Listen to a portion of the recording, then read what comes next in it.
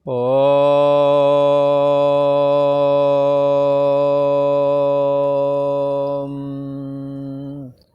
ओम गुरु ब्रह्मा गुरु विष्णु गुरुदेव महेश्वरा गुरु साक्षात् परम ब्रह्म तस्मै श्री गुरुवे नमः।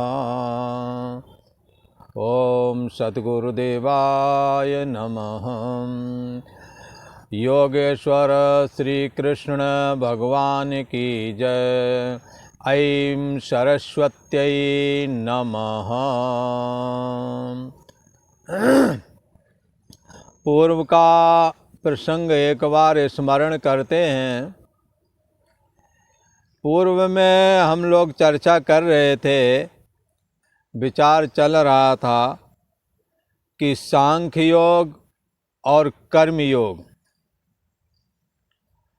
ये दोनों अलग अलग हैं या एक ही हैं। इनसे प्राप्त होने योग जो परमात्म तत्व है, जो परमात्मा है, क्या सांख्य योग से प्राप्त होता है या नहीं, कर्म योग से प्राप्त होता है या नहीं। ये जो साधकों के अंदर शंका रहती है, उसके विषय में भगवान श्री कृष्ण ने तो कह दिया। सांख्य योग और कर्म योग को जो अलग अलग कहते हैं वो नासमझ हैं। बालाहा, उनकी बुद्धि अभी पूर्णतः विकसित नहीं है। और ऐसा विद्वान लोग नहीं कहते कि सांख्य योग और कर्म योग अलग अलग है। विद्वान लोग क्या कहते हैं? विद्वान लोग कहते हैं कि सांख्य योग अथवा कर्म योग में एक में भी स्थिति लाभ यदि प्राप्त हो जाती है तो गुवयोर बिंदते फलम, दोनों का फल जो परमात्मा की प्राप्ति है वो होता है, ऐसा कहा। तो भगवान श्री कृष्ण कहते हैं ये कर्म योग का और सांख्य योग का एक क्रम समुच्चय करके संबंध है। बोले क्रम कैसा है? तो क्रम ऐसा है कि जैसे जो विद्यार्थी प्रथम कक्षा में, पहली कक्षा में बैठेगा, वही विद्यार्थी दूसरी कक्षा में बैठेगा और दूसरा वाला तीसरी, इसके बाद में लास्ट में जाकर के ग्रेजुएट वगैरह करके और बाद में लास्ट में जाकर पीएचडी। तो ये क्रम है। ऐसा नहीं हो सकता किसी ने कहा कि 1-2 वाली क्लास नहीं पढ़ते हैं और सीधा सीधा 12वीं वाले में पहुंच जाते हैं। ऐसा कोई कहे तो कहेंगे ये संभव नहीं है। पहले अक्षर ज्ञान होना चाहिए और अक्षर ज्ञान के बाद में धीरे धीरे करके जैसे जैसे बुद्धि विकसित होती जाएगी वैसे ये बालक आगे की क्लासों में प्रवेश कर जाते हैं। बंधुओं, ये साधना में भी है। किसी ने कहा ये कर्म योग में नहीं जाते हैं, सीधा सीधा ज्ञान योग में चले जाते हैं, सन्यासियों के मार्ग में सीधा सीधा निकल जाते हैं। तो बंधुओं, सीधे सीधे भी कई निकल आए, पर वो पिछले जन्मों में ये कर्म योग की साधना कर आए। वही पूर्व के संस्कारी लोग जो हैं वो ज्ञान और वैराग्य से संपन्न होते हैं। इस वजह से दुर्लभ तत्व ज्ञान के वो अधिकारी पिछले जन्म से ही हैं। इसलिए इस जन्म में यदा वैराग्यम जायते तदा संन्यासम कुर्याद। जैसे ही इनको वैराग्य प्राप्त होता है वैसे ही ये संन्यास मार्ग सांख्य योग के मार्ग में प्रवेश कर सकते हैं, ऐसा कहा। तो पर होगा क्रम से। पहले आप आसक्ति और फल की इच्छा से रहित होकर के, कामना रहित होकर के आप कर्मों को करें, जिससे कि चित्त निर्मल होवेगा और चित्त में वो संस्कार जगेंगे जिससे कि ज्ञान के संस्कार आपके हृदय में रुक सकें, ज्ञान आपके हृदय में रुक सके। इस करके ये कर्म योग जरूरी है। पर यदि कर्म योग के द्वारा आप आसक्ति और फल की इच्छा से रहित होकर कामना त्याग करके जब आप अपने कार्य और दूसरों के कार्य संपन्न करते हैं तो उससे मन निर्मल होता है। और निर्मल मन में ये एक बात, खास बात ये समझ में आती है कि कामना ये बाधक है, ये बात समझ में आने लगती है। फल की इच्छा से प्रेरित होकर के हमने कार्य नहीं करना, तो जैसे सर्प के ये जहरीले दांत यदि तोड़ दिए जाएं तो फिर वो उसके काटने से मृत्यु नहीं होती है। कर्म योगी जब कर्म करता है तो आसक्ति और फलाकांक्षा छोड़ देता है, जिसकी वजह से ये कर्म उसको बांध नहीं पाते। लिहाजा जब कर्म बंधन नहीं होता तो कर्म और कर्म करने वाली इंद्रियां, मन बुद्धि आदि का आश्रय प्रकाशक जो तत्व है वो ब्रह्म है, वो आत्मा है।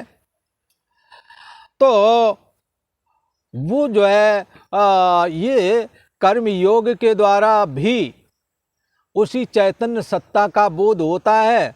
और ज्ञान योग तो सीधा सीधा इंगित करता ही है। ज्ञान योग के द्वारा तो सीधा सीधा बोध कर्तापन को बाधित करके अज्ञानता को तत्व ज्ञान के द्वारा अंत करके, समाप्त करके, अज्ञानता का नाश करके शुद्ध चैतन्य सत्ता में विश्रांति लाभ प्राप्त होता है। इस तरह से कर्मयोग और ज्ञान योग दोनों ही एक ही परमात्मा को प्राप्त कराने वाले हैं। इसलिए कर्मयोग को और अलग, और ज्ञान योग को अथवा सांख्य योग को जो अलग अलग मानते हैं उनके लिए कहते हैं प्रवदंति न पंडिता। ऐसा विद्वान नहीं कहते। कम बुद्धि वाले अथवा बाल बुद्धि वाले, जिनकी बुद्धि पूर्णता विकसित नहीं, वो ही ऐसा कहते हैं। क्योंकि दोनों में से एक का भी यदि साधन किया जाए, चाहे ज्ञान योग की साधना की जाए, चाहे कर्म योग की साधना की जाए, दोनों से एक ही परमात्मा प्राप्ति रूप फल प्राप्त होता है, ऐसा कहा। पर हाँ, एक बात बता रहे हैं भगवान श्री कृष्ण कि कर्म, जैसा कि पहले कहा कि कर्म योग एक प्रारंभिक सीढ़ी है। कर्म योग की सीढ़ी जो चढ़ लेता है वो ही ज्ञान योग में प्रवेश करता है, ऐसा कहते हैं। इसलिए भगवान श्री कृष्ण अर्जुन से कहते हैं, हे अर्जुन, संन्यासस्तु महाबाहो दुख माप्तुम अयोग्यता योग युक्तो मुनिर्ब्रह्म न चिरेणाधिगच्छति। संन्यासस्तु महाबाहो दुख माप्तुम अयोग्यता। कर्म योग के बगैर, कर्म योग के बिना संन्यास अर्थात मन, इंद्रिय और शरीर द्वारा होने वाले संपूर्ण कर्मों में जो कर्तापन है उसका त्याग करना बड़ा कठिन है। फिर एक बार सुने, हे अर्जुन, कर्म योग की साधना के बिना, कर्म योग की साधना क्या है? साधना यही है, आपके जो भी कार्य हैं उनमें आप दिशा बदलें। मोह से ग्रसित होकर के नहीं, कामना से ग्रसित होकर के नहीं, कार्य सारे संपादन करना है, आसक्ति रहित होकर के करना है।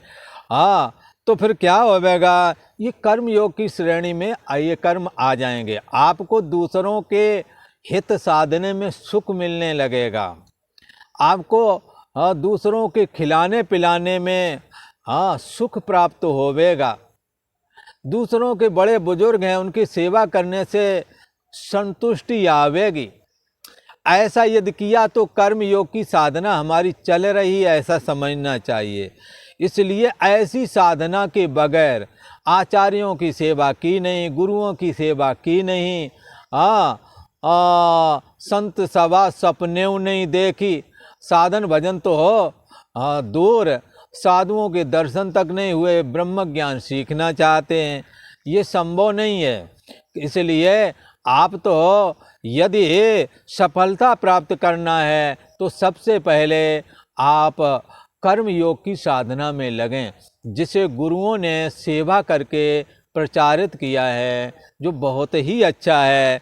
तो कहते हैं हे अर्जुन, कर्म योग की साधना के बगैर अथवा कर्म योग के बगैर ये जो ज्ञान योग है कि जिसमें मन, इंद्रिय और शरीर द्वारा होने वाली संपूर्ण कर्मों में कर्तापन जो आ जाता है, इसका त्याग किया जाता है। कर्म योग के बगैर मन, इंद्रिय और शरीर द्वारा होने वाले संपूर्ण कर्मों में कर्तापन का त्याग आप तुम दुखम, कर्तापन का त्याग होना बड़ा कठिन है। कर्मयोग की साधना के बगैर शरीर, मन और इंद्रियों द्वारा होने वाले संपूर्ण कर्मों में कर्तापन का त्याग संभव नहीं।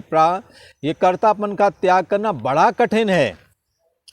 तो हे अर्जुन, मुनि योग युक्ता, वह भगवत स्वरूप का ही सदैव चिंतन करने वाला जो मुनि है, जो साधु है, भगवत स्वरूप का मनन करने वाला, ये कर्मयोगी भी परमात्मा का चिंतन करता, ज्ञान योगी। पर अंतर ये है कि ज्ञान योगी शास्त्र चिंतन के द्वारा, गुरु के द्वारा श्रोतव्यो, मंतव्यो, निदिध्यास्तव्या में लगा रहता है, और ये कर्मयोगी शरीर, वाणी और मन से चेष्टाएं करता है, कर्म करता है, कामना रहित होकर के, फलाशक्ति रहित होकर के करता है, और सारे कर्मों को अंत में परमात्मा को अर्पण कर देता है, ईश्वर अर्पण बुद्धि से करता है, जिससे कि ये कर्म, इसके कर्म भी संपन्न हो रहे हैं और भगवत चिंतन भी हो रहा है साथ में।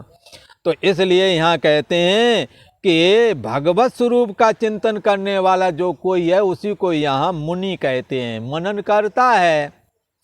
तो परमात्म चिंतन का मनन करने वाला ये मुनि योग युक्ता, मनन करने वाला ये कर्म योगी ब्रह्म नचरेण अधिगच्छति, परम ब्रह्म परमात्मा को शीघ्र ही प्राप्त हो जाता है, शीघ्र ही प्राप्त हो जाता है।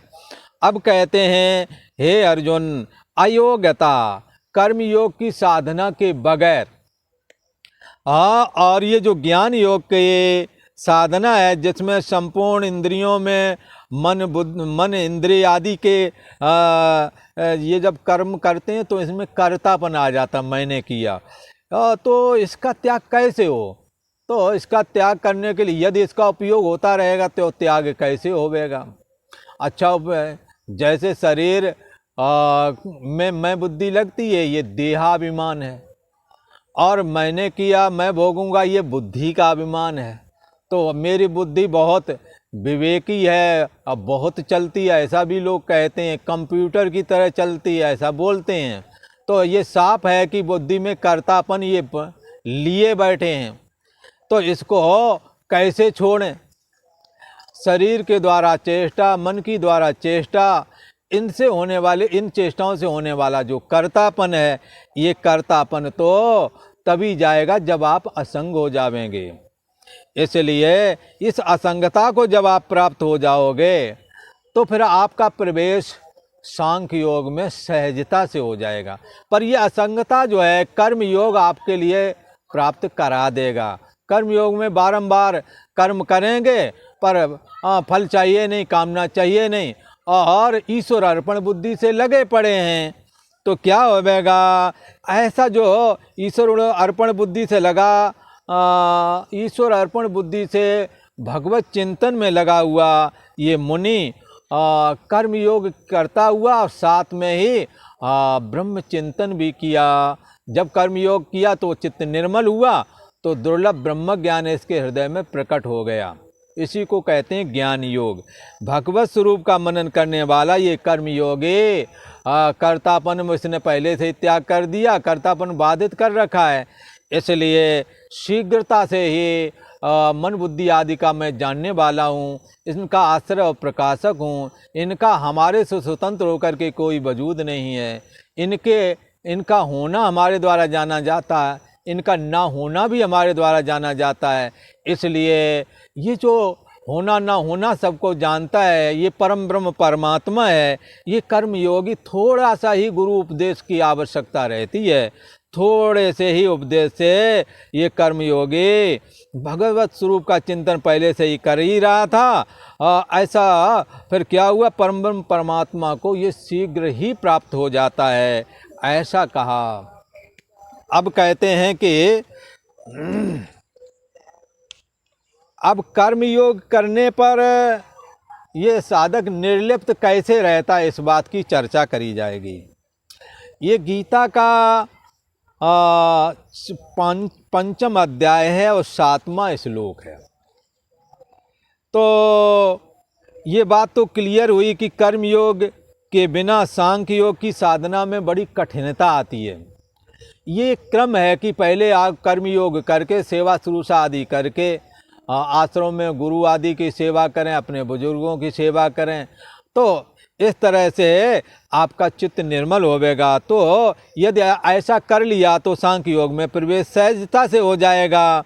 तो कर्मयोग की साधना के बगैर ज्ञान योग में, सांख्य योग में प्रवेश पाना बड़ा कठिन है, ऐसा ये भगवान ने क्लियर किया। अब भगवान कहते हैं कि कर्मयोगी को ऐसा वैसा नहीं समझना। कर्मयोगी कर्म करता हुआ अपने और दूसरों के कर्म निपटाता है, कामना रखता नहीं, आसक्ति रखता नहीं है, भगवत अर्पण बुद्धि से लगा हुआ है।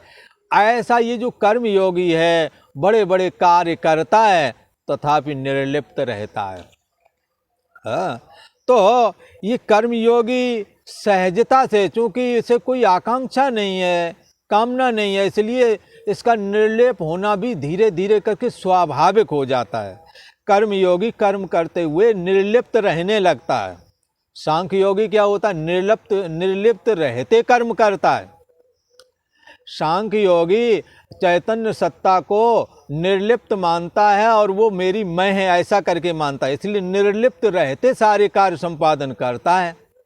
और कर्मयोगी कर्म करते निर्लिप्त रहता है। कर्म करते हुए उसने इतना सेवा शुश्रूषा आदि इतना सब कुछ संपादन किया है कि वो कर्म करता हुआ अपने को निर्लेप पाता है, कर्मों के बंधन से अपने को रहित पाता है। ऐसा ये साधक है। कर्म योग और ज्ञान योग यह एक दूसरे के लिए पूरक की तरह हैं। सीढ़ी, प्रथम सीढ़ी कर्म योग है तो दूसरी सीढ़ी ज्ञान योग है। ये दोनों प्रकार की सीढ़ियाँ परमात्मा की प्राप्ति करने के लिए ही हैं, ऐसा समझना चाहिए।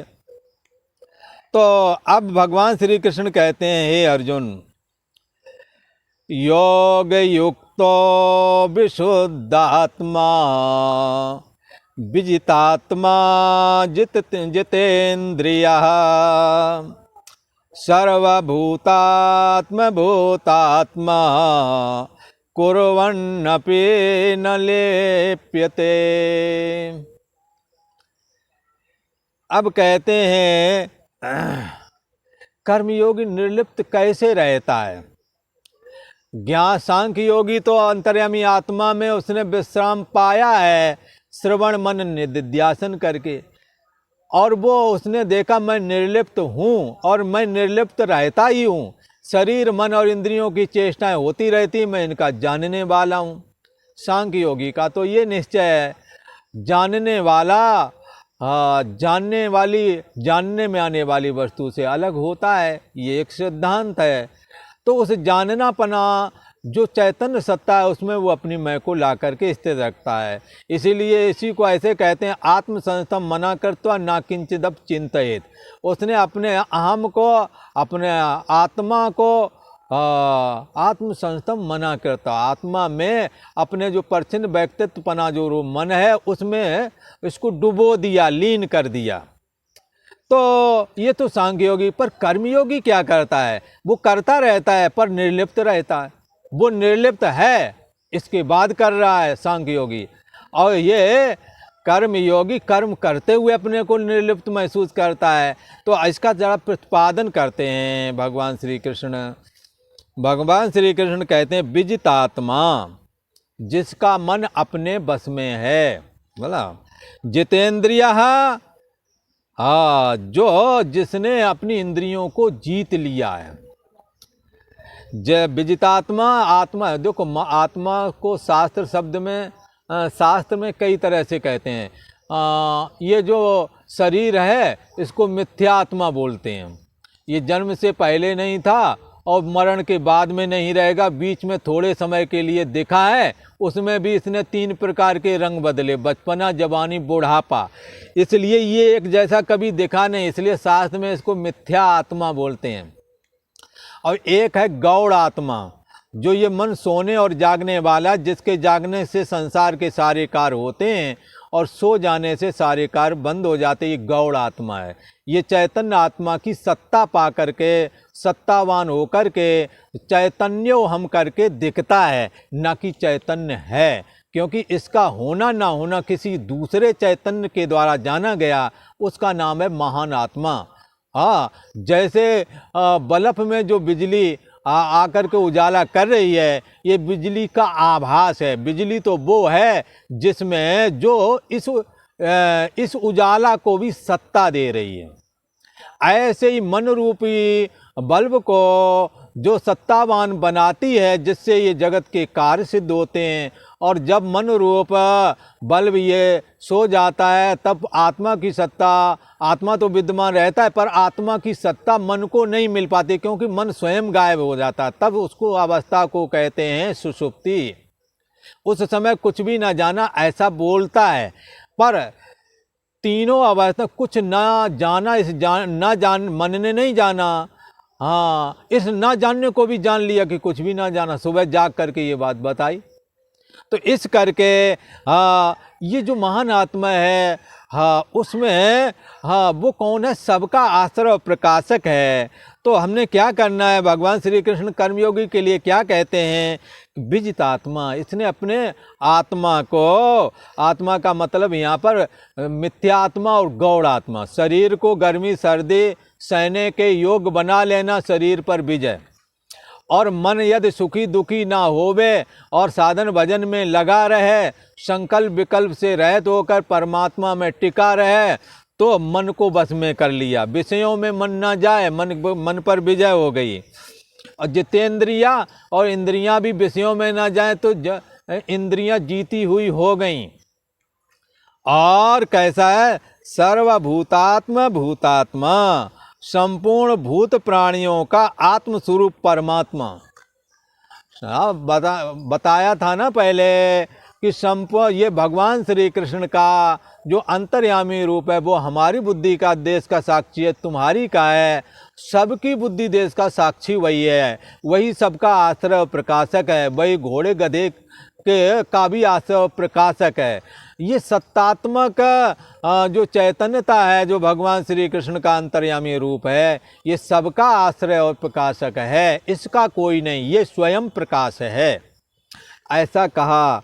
तो अब ये है, अब ये जिसने अपने मन को, शरीर को जीत लिया है, इंद्रियां जिन्होंने अपने बस में कर रखी हैं, ऐसा विशुद्ध अंतःकरण वाला, विशुद्ध आत्मा, विशुद्ध अंतःकरण वाला क्या देखता है? ये कौन? कर्मयोगी की चर्चा है भला। तो सर्वभूतात्म भूतात्मा, संपूर्ण भूत प्राणियों का जो आत्मा है, उसी को अपनी आत्मा मानता है। हाँ, सर्वभूतात्म भूतात्मा, संपूर्ण प्राणियों का आत्म रूप जो परमात्मा है, उस परमात्मा को ही जो अपनी मैं मानता है, अपनी आत्मा मानता है, ऐसा ये कर्मयोगी देखने लगता है। कैसे करके? कर्मयोग करके भगवत अर्पण बुद्धि से करता है, कामना उठने नहीं देता, असंगता रखता है। ऐसा करते करते हृदय देश में परमात्मा का अनुभव चालू हो जाता है बंधु। तो ये कर्मयोगी को ये ऐसी स्थिति बन जाती है, तो उसने अपना मन जीत लिया, इंद्रियां जीत ली, अंतःकरण उसका विशुद्ध हो गया है। और संपूर्ण भूत प्राणियों का आत्मस्वरूप जो परमात्मा है, उस परमात्मा को ही अपनी आत्मा मानता है, अर्थात अपनी मन बुद्धि का आश्रय और प्रकाशक उसी परमात्मा को मानता है। इसी को यहाँ साक्षी भी कहते हैं। वो अपनी बुद्धि देश का जो साक्षी है, हाँ, जो सर्व बुद्धि देश का साक्षी परमात्मा है, उसी को अपनी बुद्धि देश का आश्रय और प्रकाशक मानता है, साक्षी मानता है। ऐसा उसका विचार है कर्मयोगी का। तो कर्मयोगी को परमात्मा का बोध हो रहा कि नहीं हो रहा? इसलिए सांख्य योगी के द्वारा जो स्थान प्राप्त होता है, वही इस कर्मयोगी को भी प्राप्त हो रहा है।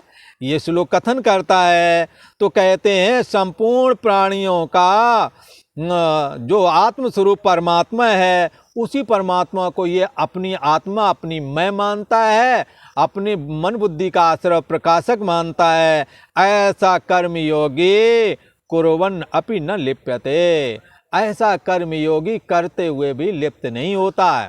कैसे लिप्त होवेगा? हाँ, वो पहले था कामना और आसक्ति तो त्यागे हुए ही है, ऊपर से उसे आत्म तत्व का बोध और होने लगा। हाँ, कैसे बोध हुआ? संपूर्ण भूत प्राणियों में स्थित जो परमात्मा है, उस परमात्मा को अपनी मैं मानता है, अर्थात अपनी बुद्धि देश का साक्षी मानता है, अपनी मन बुद्धि का आश्रय और प्रकाशक मानता है। किसको? जो संपूर्ण प्राणियों का आत्मा परमात्मा है।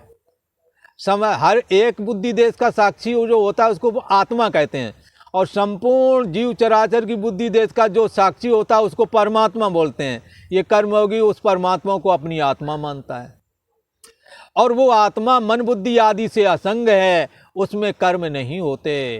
कर्म शरीर मन और इंद्रियों में, बुद्धि आदि में है, अहम आदि में है। ये कर्म से युक्त हैं, कर्म से ग्रसित हैं, ये कर्म रूप ही हैं, ऐसा समझना चाहिए। जब अहम जगता है तो सारे जगत के कार्य प्रारंभ हो जाते हैं। इसलिए अहम को, मन बुद्धि आदि को क्रियाशील माना गया है, मायक माना गया है।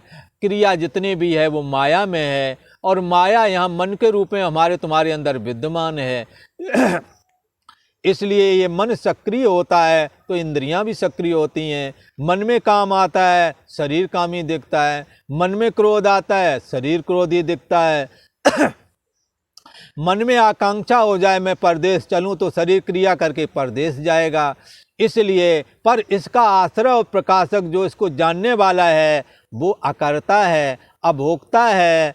हाँ, उसमें क्रिया नहीं है, वो क्रिया रहित है, ऐसा कहा। इसलिए ये कहते हैं कर्मयोगी कर्म करते हुए और लिप्त नहीं होता, यूं कर लिप्त नहीं होता, क्योंकि सदा निर्लिप्त अंतर्यामी महान आत्मा में वो अपनी मैं बुद्धि को ले आया है, जिसके लिए गीता में कहा है आत्मसंस्थम मना कृत्वा न किंचिदप चिंतित। अपने अंतर्यामी स्वरूप आत्मा में अपनी मैं बुद्धि को ले आया, शरीर मन इंद्रिय आदि से अपनी मैं बुद्धि को हटा लिया है इस कर्मयोगी ने। इसलिए ये कर्मयोगी भी उसी गति को प्राप्त हो जा रहा है जिस गति को सांख्य योगी प्राप्त होता है, जिस गति को एक सन्यासी घर बार का त्याग करके और आदम उपनिषद का, गीता का, भागवत का श्रवण मनन निध्यासन करके और इस रहस्य को जाना है कि अहम ब्रह्म परम धाम, ब्रह्मा हम परमम पदम।